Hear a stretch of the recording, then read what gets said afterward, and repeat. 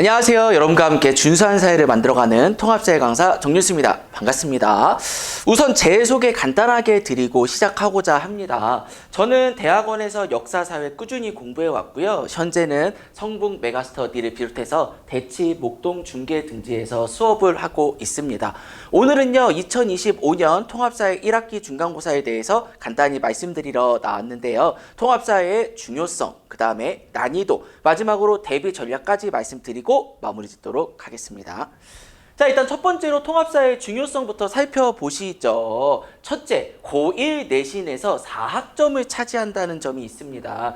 여러분 다 아시겠지만 올해부터 교육과정이 바뀌었습니다. 그래서 기존에는 9등급 상대평가제였다면 올해부터는 5등급 상대평가 플러스 절대평가를 겸행하는 방식으로 변화가 이루어졌는데요. 이게 등급의 숫자가 적어졌다고 무조건 좋은 것만은 아니고 등급별 간격이 넓어졌기 때문에 예전에 비해서 꼭 1등급을 얻는 것이, 그리고 1등급 중에서도 A를 획득하는 것이 더 중요해졌다고 할 수 있겠습니다. 근데 이러한 교육 과정에서 통합사회는 4학점을 차지해서 다른 주요 과목과 동일한 비중을 보이고 있는데요.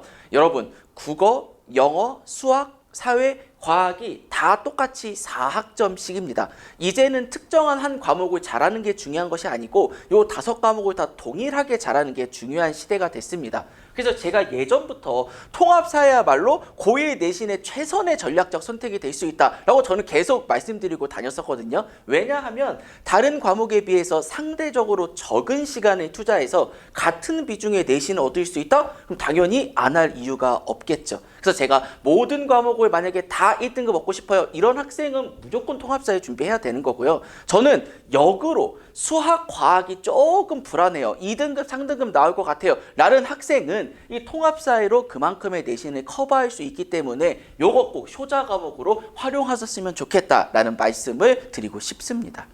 자, 두 번째로요. 고3 수능 과목 확정이라는 점이 있습니다. 새로운 교육과정의 또 다른 변화는요. 이제 문과, 이과 구별 없이 누구나 고3 때 통합사회를 의무적으로 응시해야 된다라는 점이 있거든요. 그래서 이거 얼마 전에 이미 평가원에서 우리 이렇게 수능을 내겠다라고 예시문항을 발표한 적이 있습니다. 보신 분들 계실 거고 저도 나오자마자 분석해봤는데 결국 결론은 무엇이었냐. 고1 때 배웠던 통합사회 내용을 조금 더 심화해서 고3 수능 때 출제한다는 점이었거든요. 그러므로 우리는 고1 때 통합사회를 배울 때 최대한 완벽하게 정리를 일단 끝내놔야 고3 때 시간을 아껴가면서 다른 과목에 조금 더 투자할 수 있을 겁니다.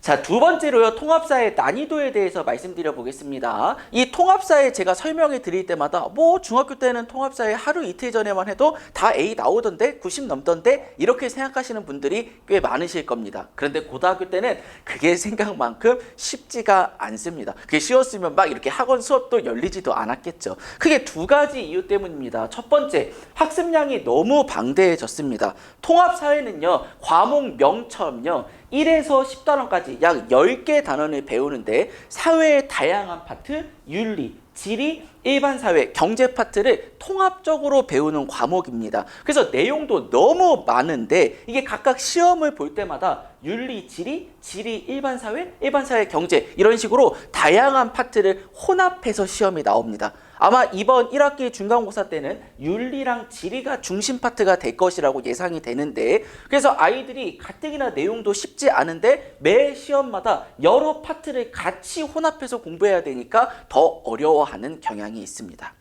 더군다나요, 이게 이제 중학교 때랑 가장 다른 점인데 고난도 자료가 대거 출제됩니다. 이제는 중학교 때처럼 단순히 옳은 거, 옳지 않은 거 고르시오 이런 식의 문제는 나오지가 않습니다. 대다수 문제에 긴 지문이라던가 도표라던가 지도와 같은 여러 자료가 꼭 첨부가 되는데요. 제가 지금 정식 수업 시간이 아니기 때문에 막 개념에 대해서 일일이 설명드리진 않을 거고 다만 이전에 나왔던 기출문제를 통해서 어떤 식으로 문제가 출제되는지 몇 가지만 보여드리도록 하겠습니다.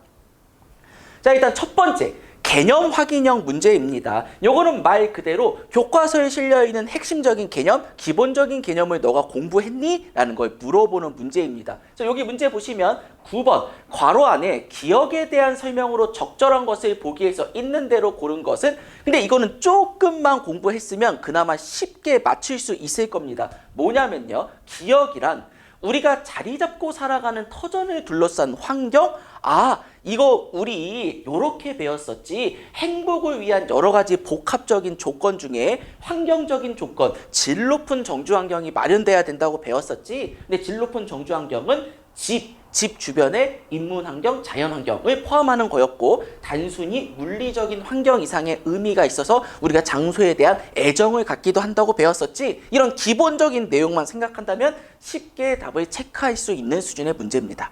근데 요 정도 문제는 몇 문제 나오지 않습니다. 학교 선생님이 야 너네 포기하지 마. 아직 우리 포기할 때 아니다. 너네 열심히 하면 너네도 다 1등급 얻을 수 있어. 꿈과 희망을 주기 위해서 한 3, 4문제 정도만 출제가 되고요. 자, 2번 이 심화 개념형부터 난도가 확 올라갑니다. 제가 지리 파트의 문제를 하나 가져와 봤습니다.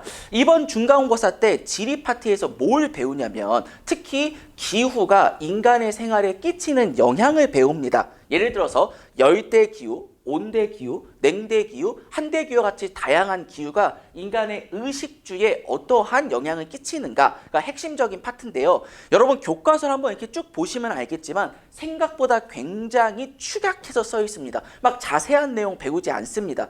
그런데 막상 문제를 내면 뭐까지 낸다? 이런 식의 그래프 문제까지 낸다는 거죠.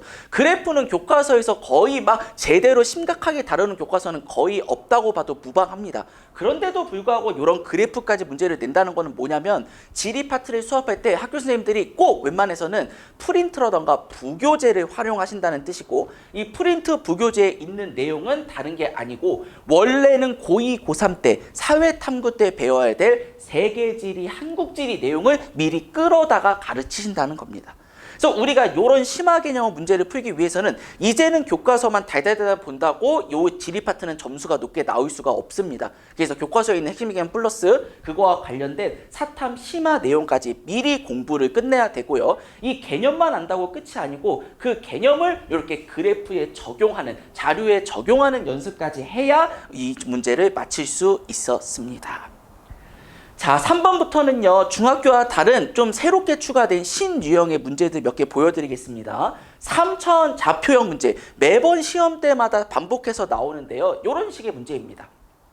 여기 보시면요. 여기 보시면 나의 상대적인 특징을 그림의 좌표에서 고르시오. 중학교 때까지만 하더라도 어떤 특징, 어떤 개념에 대해서 옳은 거 고르세요. 당연히 OX 형태로 나왔다면 이제는 그렇게 안 나오고 그 개념을 여기 3차원 좌표에서 어느 위치에 고르면 되느냐 라는 식의 문제가 출제된다는 겁니다. 이게 그렇게 어렵지 않습니다. 근데 만약에 이런 다양한 문제 유형을 풀어보지 않고 만약에 딱 내신에서 이 문제를 처음 봤다? 그러면 당황하기 쉽겠죠. 그래서 미리 이런 식의 새로운 유형의 문제도 풀어봐야 합니다. 자, 4번째, 요새 또 학교 선생님들이 굉장히 좋아하는 게임을 풀어보자 유형, 게임형 유형입니다. 학교 선생님들은 굉장히 재밌다고 냈지만 막상 이 문제를 푸는 학생들은 거의 죽을 것 같은 그런 문제, 여러 가지 유형이 있는데요. 여기 볼게요. 자, 12번, 다음은 학생이 완성한 형성평가 내용인데 학생이 받는 총점을 물어봅니다. 총점. 그래서 뭐 인권에 대해서 기본적인 설명이 나왔을 때 이 설명이 만약에 제대로 답했으면 1점을 줘야 되고 잘못 답했으면 점수를 주면 안 됩니다. 그래서 여기 보시면 여기 4가지 지문이 나오고 있죠? 각각의 지문별로 이 사람이 옳게 답했는지 이를 일단 첫 번째로 고민해 봐야 됩니다. 그리고 옳게 답했으면 점수를 주고 틀리게 답했으면 점수를 안 줘서 총점이 몇 점인지까지 계산을 해야 맞힐 수 있는 문제였습니다. 그래서 지금까지 여러 가지 요새 자주 나오는 빈출 유형을 바탕으로 설명을 드렸었는데요. 정리해보자면 이렇습니다. 우리가 그래서 통합사회를 꼭 공부해야 되는데 뭘 공부하면 되느냐? 3가지는 반드시 기억해 두십시오. 첫 번째는요. 교과서에 실려있는 핵심적인 개념 당연히 다 달달달달 암기해야 됩니다. 근데 플러스 제가 뭐까지 나온다? 사회탐구에 있는 심화 개념도 가끔 끌어다가 내신다 했었죠. 그래서 연관된 심화 개념까지 미리 학습을 적어도 시험 2, 3주 전에는 끝내야 됩니다. 그래서 이걸 일찍이 끝내고 2번, 요게 이제 중학교랑 가장 다른 점이라고 강조드렸었는데 자료가 굉장히 많이 나오기 때문에 그 고난도 자료에 개념을 적용시키는 연습을 해야 됩니다. 그래서 최대한 개념과 관련된 자료를 다양하게 정리하고 그 자료를 분석하는 훈련을 끝마쳐야 됩니다. 그리고 마지막 세 번째, 아까 3차원 좌표형, 게임 풀이형 여러 가지 문제 유형 보여드렸었는데 중학교 때와 다른 다양한 신유형이 나오고 있기 때문에 최대한 여러 문제를 풀어보는 게 중요합니다. 그래서 이 세 가지 내용이 중요하기 때문에 제 수업도 이 세 가지 내용에 맞춰서 구성했습니다. 제 수업 제 이름을 따서 준수한 통합사회라고 부르는데요. 세 가지 대비 전략 이어서 말씀드리겠습니다. 첫 번째, 교과서랑 기출문제랑 교육과정을 전부 반영한 자체 교재를 사용하고 있습니다. 제가 실제로 수업 때 사용하는 교재 일부를 가져와 봤는데요. 이렇게 소단원별로 첫 번째 단계 개념 준수하기 단계가 있습니다. 그래서 교과서 제가 8종 교과서 일일이 쫙 펼쳐놓고 다 일일이 하나하나 비교해서 단권화해서 만든 거거든요. 그래서 교과서에서 공통적으로 강조하고 있는 중요한 개념을 저랑 같이 이렇게 빈칸 채워보면서 외우는 시간을 가질 겁니다. 그리고 두 번째 이유는 자료가 굉장히 중요하다 말씀드렸을 만큼 자료 준수하기, 이것도 교과서에서 자주 실려있는 자료 위주로 쭉 저랑 같이 볼 거고, 세 번째 문제 준수하기에서는요, 여기 보이시다시피 서답형 문제, OX형 문제, 서술형 문제 등 다양한 유형의 문제를 같이 한번 풀어볼 겁니다. 그래서 이렇게 3단계 준수하기를 통해서 핵심적인 개념, 심화적인 개념까지 같이 학습을 빨리 끝낼 거고, 제 수업만 듣고 끝나면 그런데 학습량이 조금 부족하겠죠. 그리고 스스로 정리하는 시간이 필요하겠죠. 그래서 꼭 수업 시간의 일부를 떼서 문제를 같이 풀어보는 시간도 갖습니다. 근데 보통 어떤 문제를 푸느냐? 학교 기출문제와 같이 학교와 관련된 문제, 그리고 평가원교육청 모의고사 문제, 그리고 시중에서 학교 선생님들이 굉장히 좋아하시는 문제집이 이미 몇 개 결정돼 있습니다. 뭐 예를 들어서 1등급 만들기라던가 완자 기출필 천재라던가 메가 엔제라던가 여러 가지 문제집 중에서 주요 문제도 같이 한번 풀어볼 겁니다. 자, 두 번째 대비 전략은요, 확실한 개념 풍부한 사례의 수업인데요. 저는 수업 때마다 꼭 이런 식으로 PPT를 활용합니다. 왜냐하면 단순히 개념 설명하는 데서 머물지 않고 자료를 그때그때마다 같이 보는 게 중요하기 때문인데요. 이런 식으로 예를 들어서 뭐 평화에 대해서 설명을 한데도 이 가이퉁이라는 학자가 어떤 식으로 평화를 설명했느냐라고 그 개념과 관련되는 자료를 그때그때마다 제시하고 그때그때마다 같이 해석하는 훈련까지 끝마칩니다.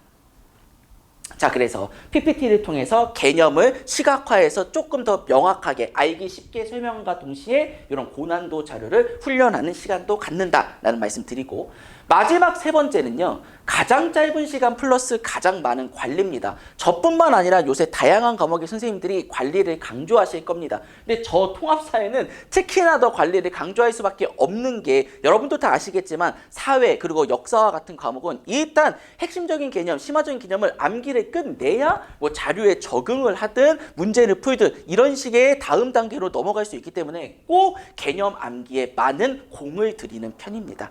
그래서 3단계 관리 시스템을 운영합니다. 첫 번째, 매일 준수해오는요, 매일 10분 정도 복습할 수 있는 과제를 제공하고 그거를 제가 검사하는 그런 프로그램이고요. 두 번째, 매주 준수해요가 가장 중요합니다. 이게 사실 핵심 포인트인데, 매주 수업이 시작하기 전에 이전 시간에 배웠던 내용을 복습 테스트를 봅니다. 그래서 지금 내신 완성 반대는 80%가 기준이에요. 그래서 80%를 만약에 통과하지 못했다? 그럼 바로 저랑 클리닉, 개별적으로 1대1로 클리닉 하면서 통과할 때까지 무조건 암기하고 무조건 통과했을 때 귀가하는 그런 프로그램이 매주 준수해요입니다. 이런 식의 문제를 풉니다. 제가 예전에 배웠던 거와 관련해서 한 10문제 또는 15문제 이렇게 서답형으로도 내고 서술형으로도 내고요. 심지어 이런 식의 테스트도 봅니다. 제가 이것 때문에 제 요새 시력이 굉장히 떨어지고 있는데, 교과서에 있는 웬만한 시험에 나올 만한 명사는 다 빈칸을 처리해 놓고 있습니다. 그래서 이거 명사 채워가면서 너 이거 기억하니? 그리고 옆에 있는, 교과서에 있는 옆에 있는 쬐끄만한 자료, 밑에 있는 쬐끄만한 자료까지 요새는 시험에 다 출제하는 경향이기 때문에 이런 것까지 일일이 다 빈칸 빵빵 뚫어놓고 같이 답을 맞춰보는 시간도 갖고 있습니다. 그래서 이 2번 아이들이 선생님 이렇게까지 우리 힘들게 살아야 되나요? 라고 저한테 계속 볼멘소리 하는 분들이 많은데 어쩔 수가 없습니다. 너네도 싫고 나도 싫지만 우리가 만약에 귀찮다고 개념을 암기를 안 하고 넘어가면 미루다 결국 시험 전날까지 아무것도 암기하지 못한 상태가 될 수도 있다. 그러면 이제 그때 와서 저한테 선생님 이번 시험은 망한 것 같아요. 다음 시험을 노려볼게요. 이렇게 말하는 분들이 꽤 예전에 있었다는 거죠. 그래서 그런 불상사가 일어나지 않도록 우리 그때마다 외워야 될 개념은 확실하게 외우고 가자라는 의도에서 여기 2번 매주 준수해요를 운영한다라는 거 알아두시고요. 3번 매월 준수해요는요, 말 그대로 월 말마다 예상 모의고사를 보고 개별적으로 피드백을 진행하는 프로그램입니다. 그래서 이 3단계 관리 시스템이 운영되고요. 당연히 수업 끝날 때마다 학부모님께 연락도 드립니다. 제가 실제로 연락드렸던 거 일부분을 가져와 봤는데요. 안녕하세요. 통합사 한국사 강사 누구누구 정준수입니다. 그래서 어떤 내용을 보통 말씀드리냐. 오늘 진도 어디 나갔고 그리고 결석했는지 출석했는지 수업 출결 여부 그리고 참여도 어느 정도 했는지 그리고 가장 중요한 거 복습 테스트를 봤는데 안타깝게도 목표 점수를 넘지 못했다. 그래서 추가 암기 재시험을 보고 집에 갔다. 이렇게 그날 성취도와 관련해서 연락드리기도 합니다. 자, 그래서 여기까지요. 우리가 지금 통합사의 중요성 그리고 난이도 그리고 재수업의 대비 전략까지 말씀드렸고요. 이 수업 3월부터는 내신 완성반 커리큘럼이 진행이 됩니다. 1월, 2월 달에는요. 윈터스쿨 때 개념을 저랑 같이 쭉 훑어보는 시간을 가졌다면 3월부터는 이제가 이제 진짜 현실이죠. 내신이 이제 중간고사가 얼마 남지 않았기 때문에 중간고사를 대비하는 내신 완성반이 쭉 진행이 되고요. 보통 어떤 식의 내용을 중점적으로 공부할 거냐 앞에서 제가 설명드렸던 것 중에서 특히나 핵심 개념 처음부터 끝까지 쭉 다시 한번 쭈르륵 훑을 겁니다. 그리고 심화 개념까지 그때마다 연관된 개념 같이 한번 정리해 볼 거고요.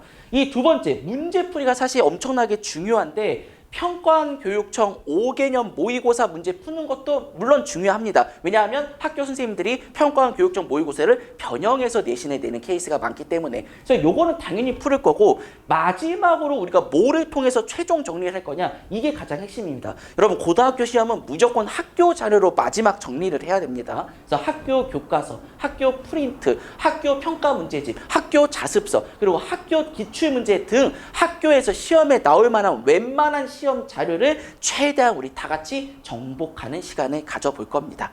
그래서 우리 시험 전에는 저랑 같이 열심히 암기 테스트도 열심히 달달달 하고 어떻게든 최대한 3번 이상 돌리고 시험을 보도록 커리큘럼을 짰습니다.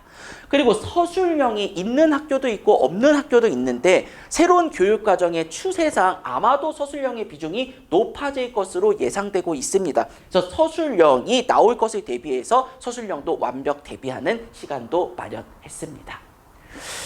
자, 그래서 이렇게까지 제 수업에 대해서 간단하게 말씀드렸고요. 마지막으로 한 말씀만 더 드리고 마무리 짓도록 하겠습니다. 이게 이제 제가 작년에 수업을 했던 학생들 중에서 1등급, 2등급을 받았거나 또는 점수가 드라마틱하게 막 올랐던 학생들 기억나는 대로 한번 적어봤습니다. 그래서 2024년 서울예고, 선사고, 경인고, 양천고 등등에서 통합사회 한국사 1등급을 계속해서 연속해서 배출했었는데요. 예전에는 이런 기록을 보면 정준수 이제야 좀 이제 잘하는구나, 너 좀 하는구나 라고 스스로 이제 만족하고 넘어갔다면 이제는요 거기서 넘어서서 시험 전날에 같이 밤새 가면서 공부했던 기억이 떠올라서 약간 울컥하기도 하고요. 그래서 막 카톡을 제가 뒤져보니까 이런 카톡이 있더라고요. 여러분 여기 잘 보이시나요? 밤 12시입니다. 밤 12시. 밤 12시에 갑작스럽게 막 카톡이 옵니다. 존경하는 선생님 주무시나요? 그래서 너 이럴 때만 존경한다고 하니? 아니다 안 잔다 노노노 말하거라 라고 하면 쫙 이렇게 질문을 하는 케이스. 이거 이미 저랑 그 전날에 직전 보강 4시간 하고 집에 간 학생입니다. 그런데도 12시에서 뭐 짧으면 새벽 2, 3시까지 길면 아침 7, 8시까지 계속 이렇게 카톡을 하고 저는 카톡에서 여기 또는 문자로 대답을 해주면서 같이 밤을 새기도 합니다. 그리고 여기 보시면 아침이 됐습니다. 그래서 오전 7시, 8시가 됐습니다. 근데 갑자기 얘랑 다른 애입니다. 다른 애가 선생님 감사합니다. 근데 자신이 너무 없어요. 이미 다른 과목을 너무 망해서 다음 시험부터 노려볼까요? 라고 이렇게 또 카톡이 오면 아니야 우리 그 쌤이 어떻게 냈지 우리 다 알아. 마음속에 들어가 봤어. 시험은 기세야. 열심히 풀면 돼. 라고 으쌰으쌰 했던 기운을 불어넣었던 그런 순간. 그리고 결국 시험 끝나고요. 몇몇 아이들은 와 선생님 100점 맞았어요. 이거 다 선생님 덕분이에요. 아니야 네가 열심히 공부해서 그렇지 라고 서로 막 이렇게 뿌듯해하던 순간. 그리고 이 학생은요. 제가 왜 기억이 나냐면 수업적인 내용도 물론 질문을 많이 했지만 인생 상담을 너무 많이 했던 학생입니다. 그래서 선생님 저 어떻게 살아야 되나요? 왜 그걸 나에게 묻느냐? 그래도 대답해 주세요. 라고 하면 뭐 학종 어떻게 쓸 거냐? 무슨 과를 갈 거냐? 제가 전반적으로 쭉 그거에 대해서도 쭉 설명을 해 줬었는데 그래서 결국 연말에 너무 감사합니다. 이런 식으로 한번 해볼게요. 라고 감사 카톡을 받았던 순간. 그리고 이제 학부모님들도 제가 매 수업마다 문자를 드리는데 너무 바쁘셔서 그때그때마다 답변을 잘 안 해주십니다. 근데 답변 안 해주셨던 학부모님들이 갑자기 마지막 수업 때 이렇게 선생님 누구누구 엄마입니다. 일요일마다 준수쌤 보러 간다고 너무 좋아했어요. 성적도 잘 나왔어요. 이 학생은 1등급 나왔습니다. 저 선생님 덕분에 학원 가는 걸 좋아했는데 그동안 많이 감사했습니다. 라고 감사 문자를 받았던 순간 이런 순간들이 떠올려서 가슴이 뭉클해지기도 합니다. 그래서 올해도요 작년처럼 꾸준히 열심히 그리고 잘 하도록 하겠습니다. 여러분 후회 남지 않도록 저 또한 후회 남지 않도록 최선을 다해 보겠습니다. 그래서 1등급을 위한 단 하나의 선택 준수한 통합사에 선택하시는 거 이거 꼭 의미 있도록 좋은 결과 얻을 수 있도록 끝까지 제가 함께 하도록 하겠습니다. 긴 시간 동안 설명해 들어주셔서 감사합니다. 다음에 뵙겠습니다. 안녕히 계십시오.